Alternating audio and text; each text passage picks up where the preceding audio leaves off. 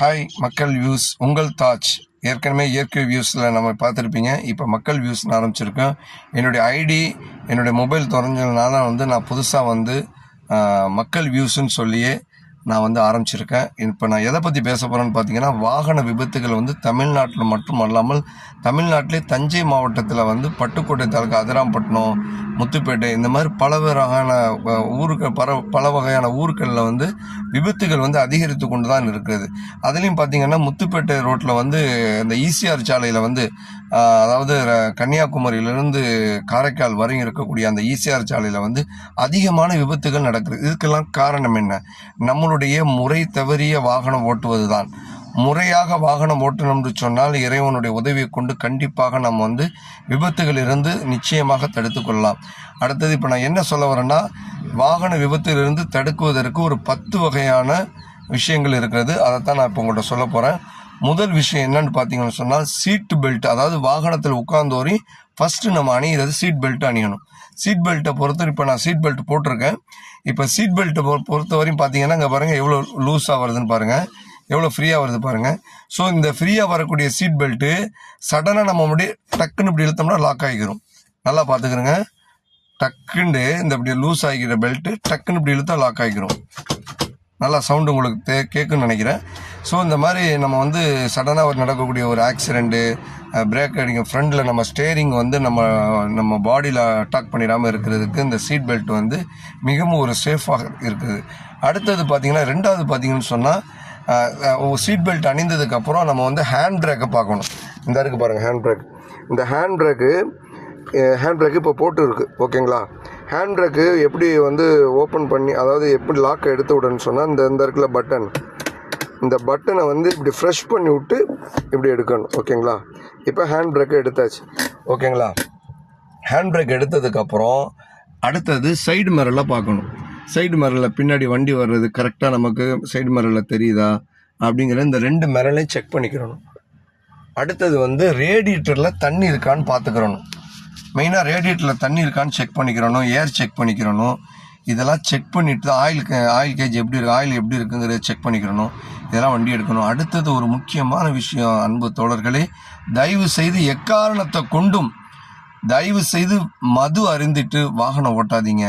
மது அருந்துறதே கூடாது. அதிலே மது அருந்து விட்டு வாகனம் ஓட்டுவது மிக மிக ஒரு தடுக்கக்கூடிய ஒரு செயலாக தடுக்கணும். கண்டிப்பாக அதை அவாய்ட் பண்ணிக்கிறங்க. மதுவே அவாய்ட் பண்ணுங்க. டோட்டலாகவே மது இல்லா தமிழகம் கொண்டு வரணுங்கிறது எனக்கு ரொம்ப நாளாக கனவு இருக்கிறது. தளபதி ஸ்டாலின் ஐயா அவர்கள்ட்ட நான் அன்போடு கேட்டுக்கொள்கிறேன். கண்டிப்பாக இந்த ஈசிஆர் சாலையில் இருக்கக்கூடிய மற்றும் அதாவது ரோட்டில் ஓரத்தில் இருக்கக்கூடிய இந்த பார்கள், அதாவது ஒயின் ஷாப்புகளை, மதுக்கடைகள் அப்புறப்படுத்த வேண்டும் என்று அன்போடு கேட்டுக்கொள்கிறேன். அடுத்தது இப்போ நம்ம இந்த வாகனம் பற்றி பேசுவோம். இப்போ அடுத்தது நம்ம side mirror, engine oil check பண்ணிக்கிறது, ரேடியேட்டர் தண்ணி இருக்கான்னு செக் பண்ணி, கூலண்ட் ஆயில் இருக்கான்னு செக் பண்ணிக்கிறது, டெம்பரேச்சர் எப்படி இருக்குங்கிறது பார்த்துக்கிறது, சீட் பெல்ட் போட்டுக்கிறது, ஹேண்ட் பிரேக் எடுத்துக்கிறது, ஓகேங்களா? இதெல்லாம் ஒரு பக்கம் இருக்கு. எக்காரணத்தை கொண்டும் தூங்காமல் வண்டி ஓட்டாதீங்க. தூங்காமல் நீங்கள் வண்டி ஓட்டிங்கன்னு சொன்னால் உங்கள் அறியாமலே விபத்துகள் ஏற்படும். கண்டிப்பாக எப்படியாப்பட்டவனாக இருந்தாலும் சரி, தூங்காமல் நீங்கள் வண்டி ஓட்டும்போது ஜஸ்ட் ஒரு செகண்ட் தான், கண்ணை பொத்தி கண்ணை திறக்கிறதுக்கு மரணம் ஏற்படக்கூடிய விபத்துகள் ஏற்படும். இறைவன் பாதுகாப்பானாக. அந்த மாதிரி நம்ம கண்டிப்பாக தூங்கிட்டு நல்லா ஃப்ரெஷ்ஷாக நல்லா தூங்கி எந்திரிச்சிட்டு தான் நீங்கள் வண்டி எடுக்கணும். இப்போ ஒரு சவாரி நீங்கள் சென்னைக்கு போயிட்டு வரீங்க, போயிட்டு நைட்டு ஃபுல்லாக வண்டி ஓட்டிட்டு ஏர்போர்ட்டில் கொண்டு போய் விட்டுட்டு அதே நைட்லேருந்து கிளம்பி நீங்கள் ஊருக்கு வந்துடுங்க. ஊருக்கு இன்னொரு கால் வரும், இந்த மாதிரி திருச்சி ஏர்போர்ட் போகணும் வரீங்களா அப்படின்னு கேட்பாங்க. அப்போ நீங்கள் என்ன பண்ணணும், சொல்லணும், இல்லை நான் தூங்கணும், நான் அந்த தூக்கத்தில் வண்டி எடுத்துகிட்டு வர முடியாது, இல்லைனா எனக்கு இவ்வளோ டைம் வேணும், ஏதாவது ஒன்று அந்த மாதிரி சொல்லி நல்ல முறையாக ஃப்ரீயாக தூங்கிட்டு வண்டி எடுங்க. எக்காரணத்துக்கு கொண்டு தூங்காமல் வண்டி எடுத்துடாதீங்க. அடுத்தது பின்னாடி பேசஞ்சர் உட்காந்துருப்பாங்க, அந்த சவாரி, அவங்கள்ட்ட நம்ம பேசக்கூடாது, திரும்பி பேசக்கூடாது. அவங்க செய்திகளை செவியேற்கணுமே தவிர திரும்பிடக்கூடாது. சொல்லுங்கன்னு சொல்லிட்டு இப்படி திரும்பணும்னு சொன்னால் நம்ம ரன்னிங்லேயே சடனாக எது வேணாலும் விபத்துகள் ஏற்படலாம்.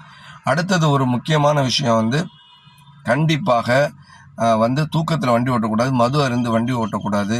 அதுக்கப்புறம் நீங்கள் வண்டி ஓட்டும் பொழுது பாட்டு சவுண்டுகள் ரொம்ப அதிகமாக வைக்காதீங்க. ஏன்னு கேட்டால் நீங்கள் சவாரி போகக்கூடியவங்க நிறைய பேருக்கு அவங்களுக்கு டிஸ்டர்பன்ஸாக இருக்கும். அவங்களுடைய ஓன் வண்டியாக இருந்தால் பிரச்சனை கிடையாது. நீங்கள் உங்களுக்குன்னு உங்கள் வண்டின்னு நினச்சி நீங்கள் வைப்பீங்க, அவங்களுக்கு அது ஒரு டிஸ்டர்பன்ஸாக இருக்கும். முடிந்த அளவு விபத்துகளை பாதுகாக்கிறதுக்கு நம்ம எந்த அளவுக்கு முயற்சி எடுத்து நம்ம வாகனம் ஓட்டுறோமோ அந்த அளவுக்கு அந்த விபத்துகளை கண்டிப்பாக தடுக்கலாம்.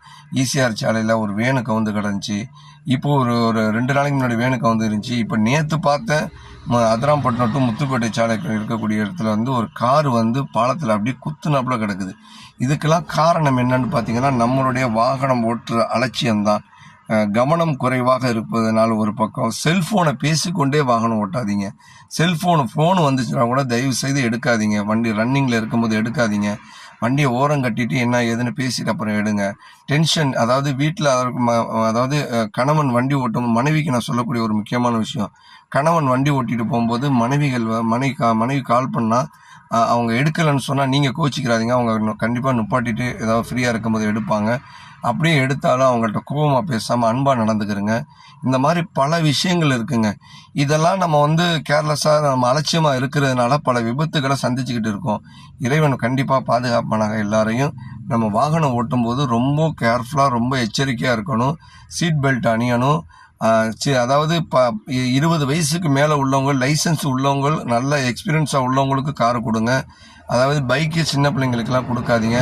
அது மாதிரி முக்கியமாக வந்து இப்போ உள்ள இளைஞர்கள்லாம் வந்து இளைஞர்களுக்கு நான் ஒரு முக்கியமான ஒரு விஷயத்த சொல்ல விரும்புகிறேன். என்னன்னு பார்த்தீங்கன்னா, நைட் நேரத்தில் 10 மணிக்கு மேலே ஒரு அட்டி ஒன்று போடுறாங்க. எல்லாரும் உட்காந்து பசங்க எல்லாம் பேசிக்கிட்டு இருக்காங்க. நைட்டு 10 மணிலேருந்து இரவு 2 மணிக்கு தான் போய் உறங்குறாங்க. இந்த 2 மணிக்கு உறங்கும் போது நமக்கு பல வகையான நோய்கள் நம்மளை தாக்குறதுக்கு ரெடியாக இருக்குது. அது என்னன்னு பார்த்தீங்கன்னா, கண்டிப்பாக நிச்சயமாக என்னன்னு பார்த்தீங்கன்னு சொன்னால் சுபுகு தொழுகை, இறைவன் வணக்கம் அதிகாலையில் இருக்கக்கூடிய சுபுகு தொழுகை கெட்டுப்போகுது. காலை உணவுகள் தடை செய்யப்படுகிறது.